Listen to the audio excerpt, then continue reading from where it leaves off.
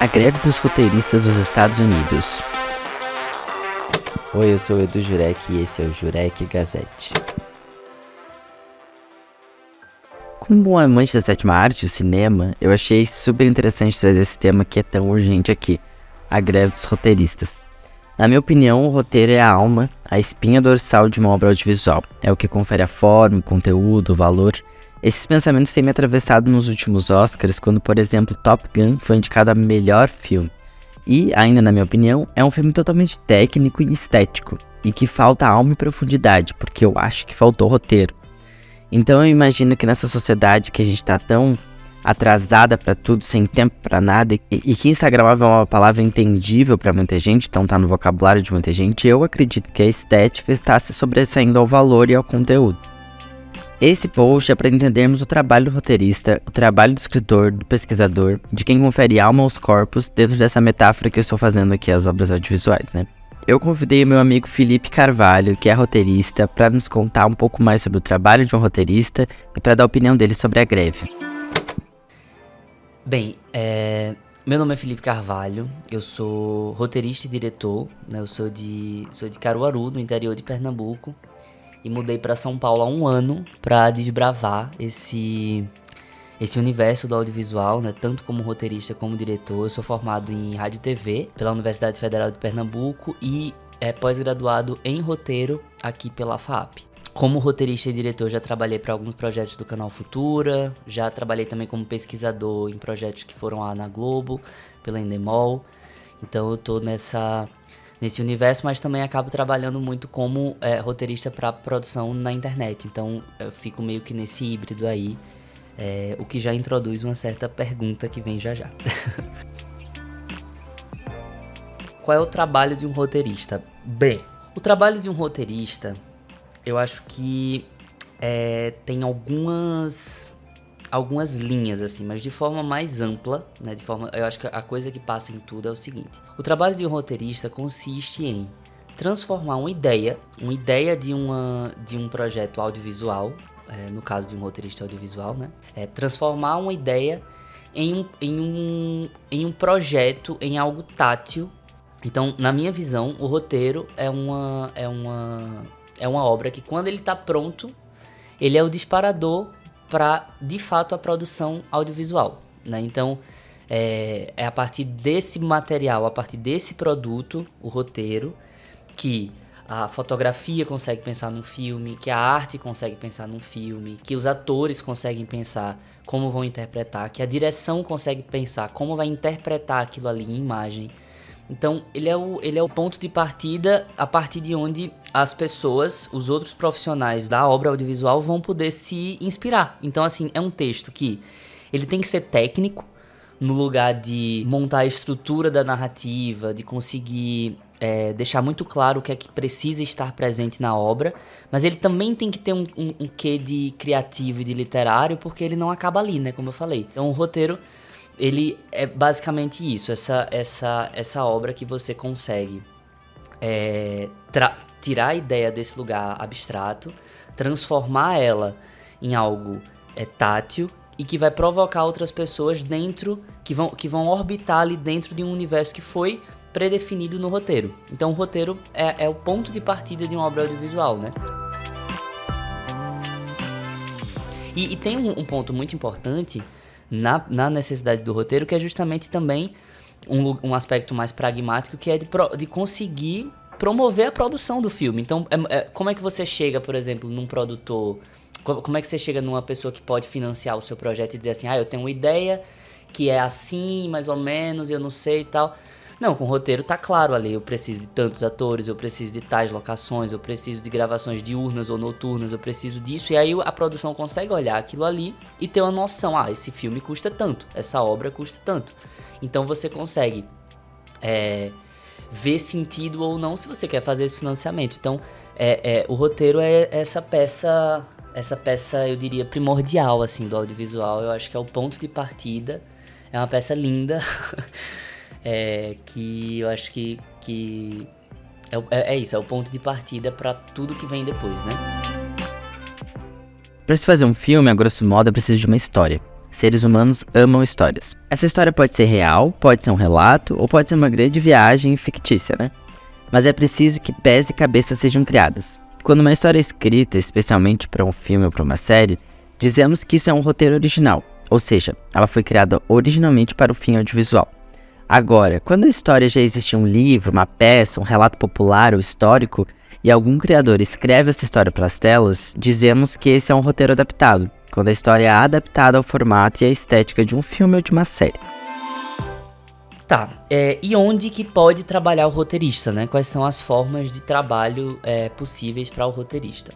Bem, há pouco tempo atrás, se a gente fosse pensando no espectro Brasil, qualquer roteirista precisaria trabalhar ou no cinema ou na TV, né? E aí dentro da TV tem um espectro mais amplo, né? Porque havia na ficção, e a ficção na série, na novela, na minissérie, ou em programas de TV, que também precisam de roteiristas, né, para nortear ali tudo o que vai acontecer no programa. Então, eram as duas linhas de trabalho. Na TV, que também poderia ser aberta ou fechada, e no cinema. Se você for um pouco mais para trás, era difícil até de trabalhar no cinema, né? Porque teve uma época recente, ali na época de Collor, que a produção do cinema nacional basicamente zerou. Então, assim, nem no cinema, há pouco tempo atrás, era possível trabalhar. Então, isso é importante de se pensar para a gente entender o quão é recente a industrialização do audiovisual no Brasil, né? A gente pensa em roteirista enquanto profissão há muito pouco tempo. Se você for pegar, por exemplo, na ficção, especificamente na ficção, há muito pouco tempo atrás, roteirista trabalhava na Globo. Ou então ele não trabalhava, porque não havia outra forma. Tirando, claro, o cinema, né, que tem uma pegada mais autoral, que tem um lugar diferente, uma forma diferente de pensar, de uma forma mais industrial, ele trabalharia na Globo, ou enfim, numa novela no SBT, numa novela da Record, mas sempre nesse lugar, da novela, de uma série para TV, tinha que estar vinculado especificamente à emissora. Após a lei da TV paga, em 2011, 2012, se eu não me engano, acho que final de 2011, que a TV a cabo precisa ter uma cota de produção qualificada nacional feita por produtoras independentes. Então, a partir daí, a gente está falando de 10, 11 anos atrás, que os roteiristas vão ter essa outra forma de trabalho a partir de produtos para TV a cabo, né? Que aí foram séries como séries para Fox, séries como Rua Augusta, séries como Me Chama de Bruna, séries como Um Contra Todos, que foram séries feitas impuros também, séries feitas para a TV paga, a partir dessa obrigatoriedade de uma produção. Então isso é muito recente. O streaming, que também hoje surge como uma possibilidade de trabalho para o roteirista, o primeiro streaming feito no Brasil é 2016, com 3%. Então a gente está falando, e temos uma pandemia no meio, então assim, é tudo muito recente. Então, os lugares de trabalho dos roteiristas, nesse mercado que é extremamente fechado, é basicamente esse, né? No cinema, na televisão, não só necessariamente na ficção, mas no roteiro de programas, de docs, de tudo que vai ao ar, né, na televisão.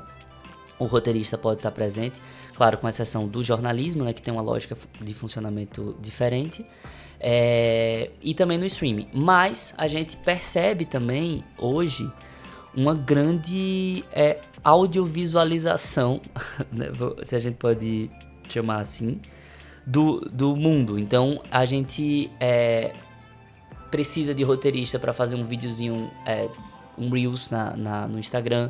A gente precisa de roteirista para fazer, enfim, várias produções específicas, inclusive de ficção e de documentário específicas para a internet. Então a internet abre aí esse espectro muito grande de espaço para produção, inclusive para produção autoral, né? De uma pessoa que quer fazer um curta, que quer fazer algo e divulgar na internet. Então a internet surge como esse meio aí muito facilitador de divulgação, mas eu ainda, na minha visão, ainda muito distante do financiamento. Ainda existe uma coisa muito nebulosa nesse financiamento. Porque quando você trabalha para uma série específica, quando você trabalha para um filme, quando você trabalha, né, ainda é nebuloso. Pelo mercado não ser tão industrial assim, ainda é um pouco nebuloso, ainda tem questões. Mas é um pouco mais nítido do que nessa outra linha de trabalho que ainda está meio que se descobrindo, né? Eu tenho a sensação que ainda está um pouco nisso, mas já é uma outra forma de trabalhar, já é um outro formato de trabalho que também é extremamente interessante. Para mim, que defendo muito uma boa história, a greve dos roteiristas dos Estados Unidos tem me chamado a atenção. A classe nos Estados Unidos se organiza no WGA, Writers Guild of America, uma espécie de sindicato que protege os trabalhadores e luta por seus direitos. Eles criaram, por exemplo, o MBA, que é o Minimum Base Agreement. É tipo o salário mínimo que eles recebem por um roteiro quando eles vendem um roteiro aos estúdios. O WGA já entrou em algumas greves desde que surgiu. Em 1960, os roteiristas ficaram em greve por 146 dias e lutavam por royalties. Em 81, ficaram em greve por 3 meses por não receberem o suficiente por filmes de TV e pelos VHS. Na greve de 2008, ficaram em greve por 100 dias, sendo um dos tópicos da greve os DVDs. Em 2004, só para você ter ideia, os estúdios lucraram 4,8 bilhões de dólares em vendas de DVDs, de acordo com o New York Times, e não estavam pagando os residuais aos escritores. Como eu já vinha falando, a industrialização do audiovisual brasileiro é muito recente. Então, a saída do audiovisual focada especificamente nas emissoras de TV aberta é tudo muito recente. Então, ainda não há no Brasil uma instituição com o peso da Writers Guild of America atuando com força de sindicato. O que a gente tem são algumas associações, e a principal delas, sem dúvidas, é a ABRA, Associação Brasileira de Roteiristas Autores.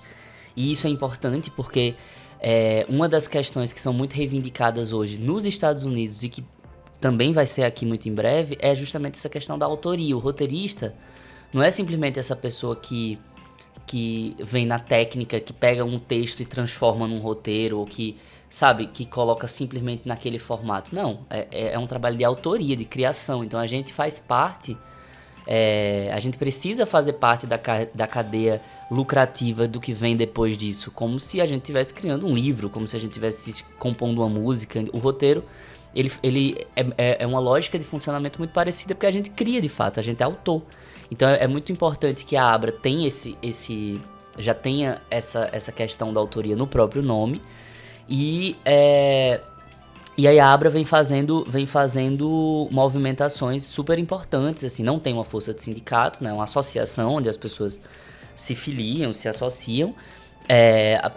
Se eu não me engano, tem em torno de umas 800 pessoas filiadas no Brasil. Então, vamos lá, a maior associação de roteiristas do país, em torno de 800 pessoas. Isso é pra gente ter uma noção de como o mercado é pequeno, assim, de como o mercado ainda é fechado.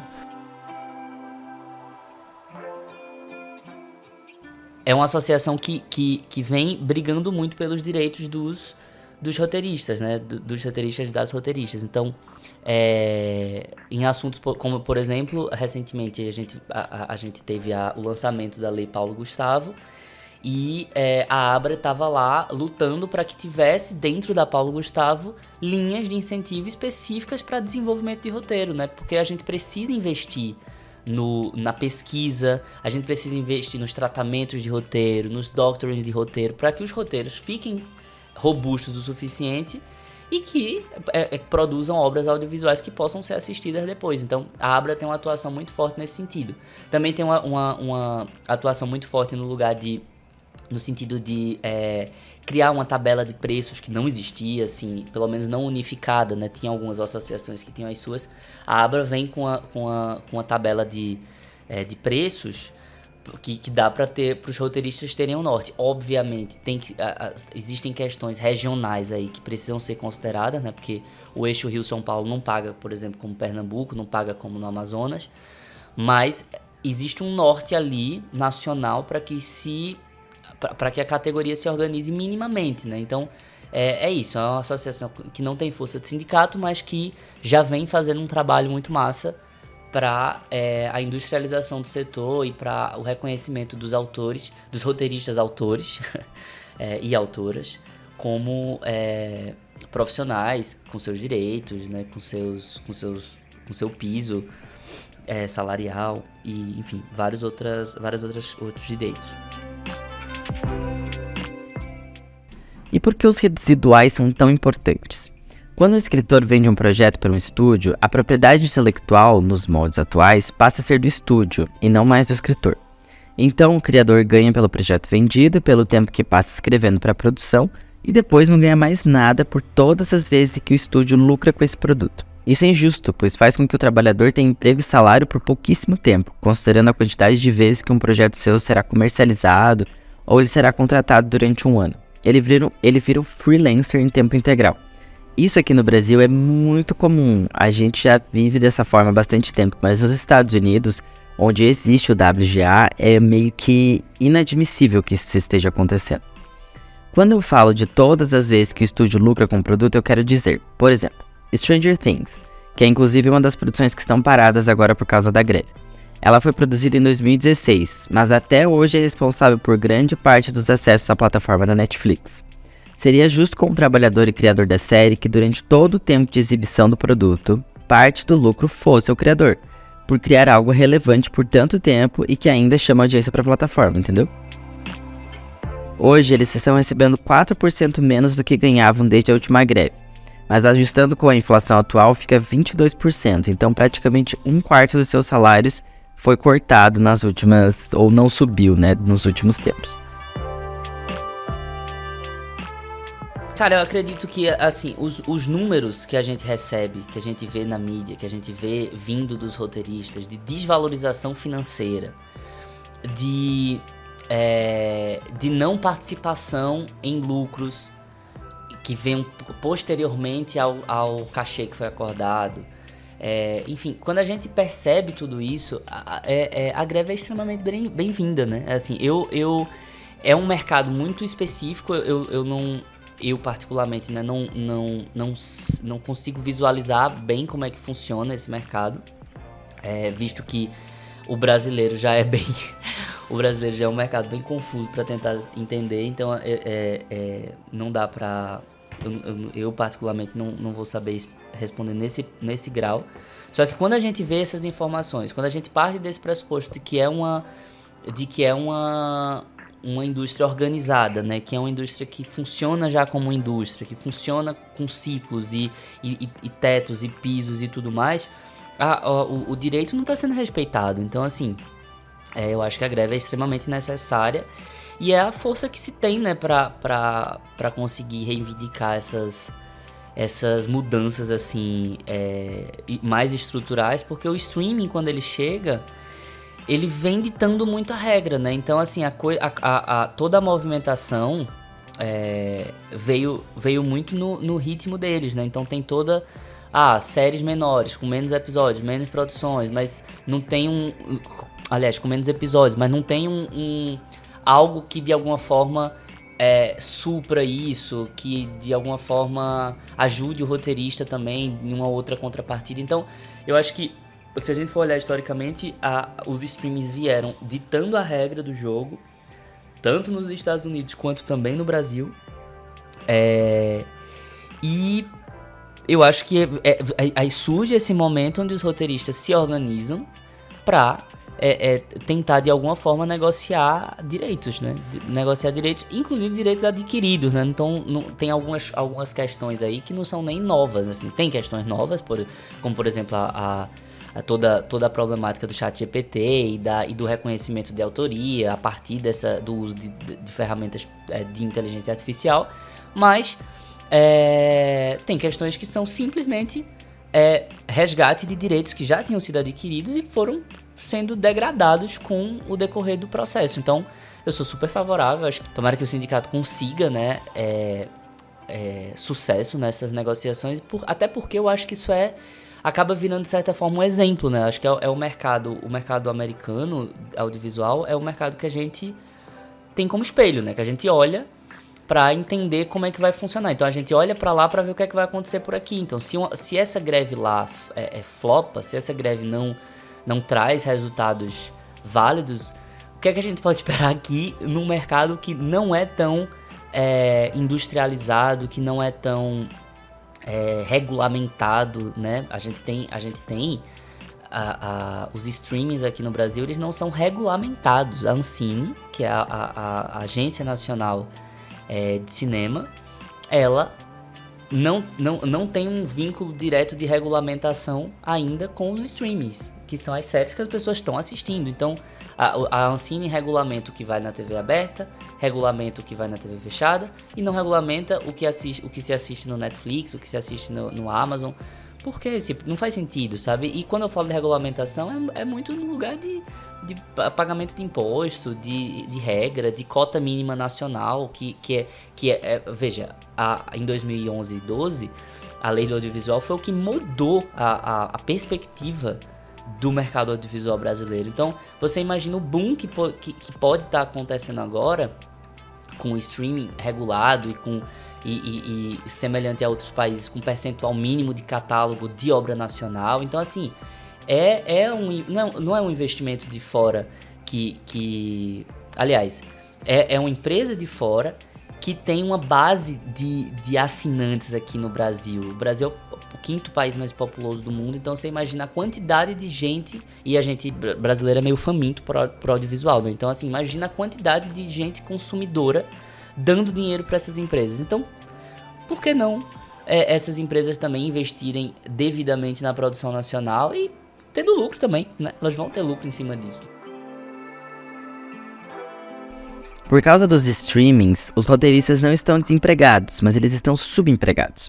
O modelo de negócio mudou muito. Antigamente se fazia 200 episódios de uma série para TV, por exemplo, que existiam aproximadamente apenas 4 canais nos Estados Unidos. Hoje existem vários canais e plataformas, logo mais séries, logo mais curtas, e acaba que o escritor vai fazer 8 a 10 episódios às vezes em um ano.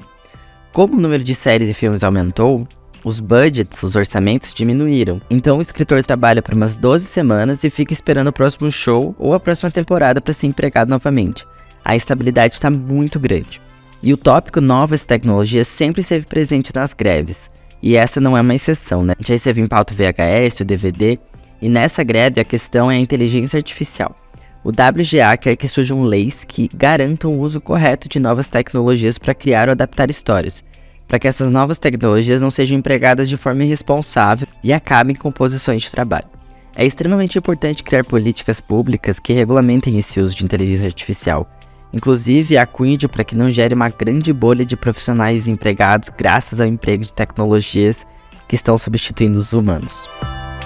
Deixar muito claro como é novo o mercado, sabe? Assim, é tudo muito recente. Então, a gente tem em Color o cinema fechado, volta depois com Carlota Joaquina, se eu não me engano, na década de 80. Então, assim, é tudo muito recente. A Ancine, que é a Agência Nacional do Cinema, é muito recente, é de Fernando Henrique. Então, é tudo muito recente, essa parte regulatória, a parte, o que faz com que a profissionalização do mercado também seja muito recente. Então, a gente tá meio que galgando aí e com muita expectativa, né? Porque agora a gente tem um governo que pelo menos olha para o audiovisual como um mercado, como uma indústria, como uma força que precisa ser investida, né? Agora, pelo menos, a gente tem isso. Então, são 4 anos aí que eu acho que vai ter bastante investimento e bastante dedicação para regulamentar todas essas engrenagens, para que a gente possa ter mais previsibilidade também, né? A gente se forma, e aí falando de experiência bem pessoal, a gente se forma em rádio e TV e quer ser roteirista, quer trabalhar como roteirista, e é tudo muito nebuloso, a gente não sabe o que vai fazer. Eu acho que tem muita gente que pode estar ouvindo, pensando inclusive isso, assim, e agora, o que é que eu faço? Aí eu escrevi uma série, fiz, é isso. Tá, mas e agora? O que é que eu faço? Tipo, o que é que eu faço com esse projeto de série? Onde é que eu vou? Pra quem eu mostro? O que é que eu faço? Quando eu for tentar um emprego ou uma sala de roteiro, ou um freela, ou qualquer coisa do tipo. É o que eu preciso mostrar, é o que eu preciso ter para que as pessoas entendam, sabe? Quanto eu cobro.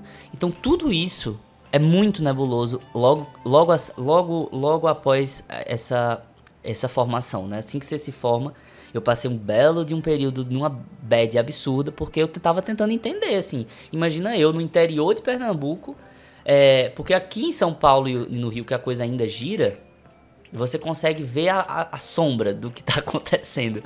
Lá você não vê, então assim, você fica muito no escuro, assim, você fica muito tentando entender como fazer. Isso é fruto justamente de uma falta de uma falta de profissionalização e de uma visão industrial do mercado também. Eu acho que, por exemplo, quando as pessoas se formam em medicina, quando as pessoas se formam em outras profissões mais nesse lugar, as pessoas sabem, né? Não, então eu vou fazer isso aqui, eu preciso estudar isso aqui, pra fazer isso aqui, tal. A gente tem uma dificuldade muito grande no Brasil de pensar assim, no ofício do roteirista, sabe? Isso é uma pena, porque muita gente acaba desistindo no meio do caminho, porque exige uma persistência absurda e que é cara, né? Porque você tem que fazer curso, você tem que ter tempo pra escrever, você tem que ter tempo pra pesquisar os seus roteiros, porque senão eles ficam vazios. E aí você gasta essa energia absurda e aí você não sabe qual é o próximo passo, sabe? Então acaba sendo muito caro você começar o ofício de roteirista no Brasil. E acaba você desistindo, porque em primeiro lugar, grande parte das pessoas, em grande parte as pessoas não têm condições de fato de manter isso. São pessoas criativas, são pessoas que seriam excelentes no mercado, mas elas não têm condição vai precisar de um trabalho que pague a conta no final do mês. Então essa nebulosidade, essa dificuldade de se enxergar uma carreira, hoje em dia ela vai amenizando. Tem algumas pessoas maravilhosas, como Mari Brasil, por exemplo, que é um agente de roteiristas. Ela tem uma agência de roteiristas chamada Mari Brasil, e que se você fuça uma live dela, um vídeo dela, alguns materiais, você já vai ter um norte. Não, peraí, deixa eu tentar fazer isso aqui. Mas ela mesma fala que ela é uma autodidata, então assim, precisa que o roteirista, além de tudo, além de saber escrever, além de escrever bons roteiros, além de montar estruturas, além de provocar toda a cadeia do cinema e do audiovisual que vem depois, ainda tem que entender, tá, eu faço o que aqui? Como é que eu faço? Qual é a minha movimentação? Eu escrevo um projeto de série, e aí um de longa para eu ter um portfólio ou não? É melhor ter muitos projetos ou poucos projetos? Tudo é nebuloso e tudo acaba dificultando um pouco. Então, eu voltando para a última pergunta, eu acho que a gente pensar em conquista de direitos nos Estados Unidos, que é a maior indústria audiovisual no mundo, é importante pra gente ter esses nortes, assim, pra gente ter essas referências pra ir montando, pra ir formando o mercado audiovisual brasileiro. Mas ao mesmo tempo é isso, eu acho que também ao mesmo tempo eu sou otimista no sentido de que tá se formando, tá andando. A gente tem aí uns 4 anos de um pouco mais de tranquilidade nesse sentido, então eu acho que é um momento bom de se investir nisso também, de quem quer seguir carreira, fazer seus projetos, procurar os caminhos, porque eu acho que entendendo ali como você, né, a partir da sua vivência, da sua situação socioeconômica, do lugar onde você está, como você vai fazendo o seu caminho para ir conseguindo aos poucos se tornar um roteirista. Então, acho que é mais ou menos isso que eu queria acrescentar.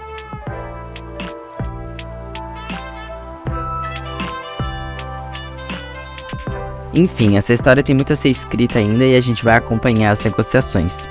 Paguem os roteiristas. Espero que vocês tenham gostado desse episódio. Até o próximo. Tchau! Confira todos os links e imagens desse texto no meu blog, jurecgazette.home.blog. Me siga nas redes sociais, @edujurec no Instagram e no TikTok, e procure por Jurec Gazette no YouTube. O meu site profissional é www.eduardojurec.com. Até a próxima!